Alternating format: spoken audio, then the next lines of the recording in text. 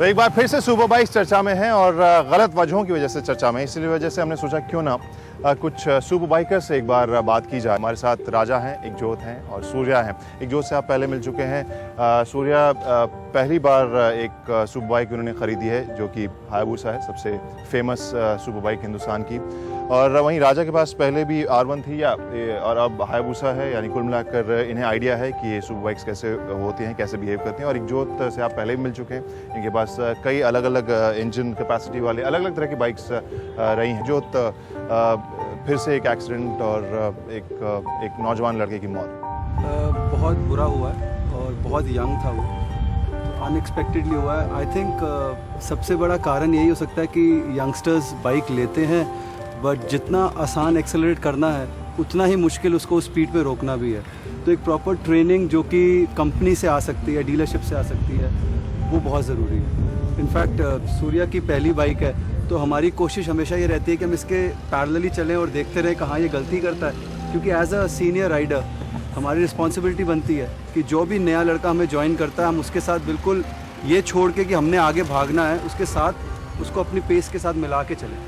आपको लगा कि एक ऐसा रेसिंग स्कूल या सुपर बाइकिंग स्कूल होना चाहिए जहाँ पर बेसिक ट्रेनिंग आपको मिल पाती?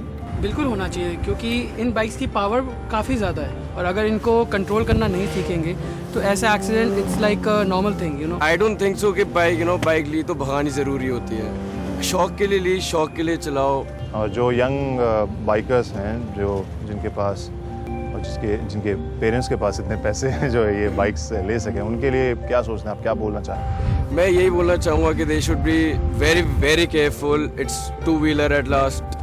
अब बाकी जो किस्मत में है सो है, कांट हेल्प इट। आप क्रैश अगर एक इंडियन बाइक पे करते हैं आपको चोट ज़रूर लगती है, लेकिन वो टॉप एंड मारती है 110, लेकिन ये एक रॉकेट है, एक मिसाइल है, ये एक्सप्लोड करती है। अगर आप क्रैश करते हो और अगर आपके पास ये सब कुछ नहीं है तो शायद आप नहीं बच पाएंगे। अगर आप इंडियन भी चलाते हैं तो आप अपना राइडिंग गियर पूरा रखें।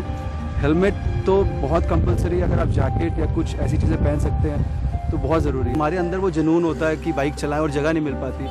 अगर जेपी पे हमें वो ट्रैक टाइम मिल सके, अगले साल वो हमें ऐसी कोई फैसिलिटी दे सके कि हम 3 जाना चाह रहे हैं, हम 50 जाना चाह रहे हैं, अपना ट्रैक टाइम लेके अपने ट्रैक पे अपनी बाइक के साथ कवर अप करके आए, तो मेरे ख्याल से हम एक्सीडेंट से बचेंगे, हम जो न्यूसेंस वैल्यू क्रिएट हो रही है सड़कों पे उससे बचेंगे। पहले हम देखते थे कुछ साल पहले तक ग्रे मार्केट से बाइक्स खरीदी जाती थी, बहुत डाइसी होता था मामला, लेकिन अब ज़्यादातर कंपनीज आ चुकी हैं। खरीदने के लिए क्या आप टिप्स देंगे? You should go always start from a lower bike, that's a 600 or 1000. I'll prefer that.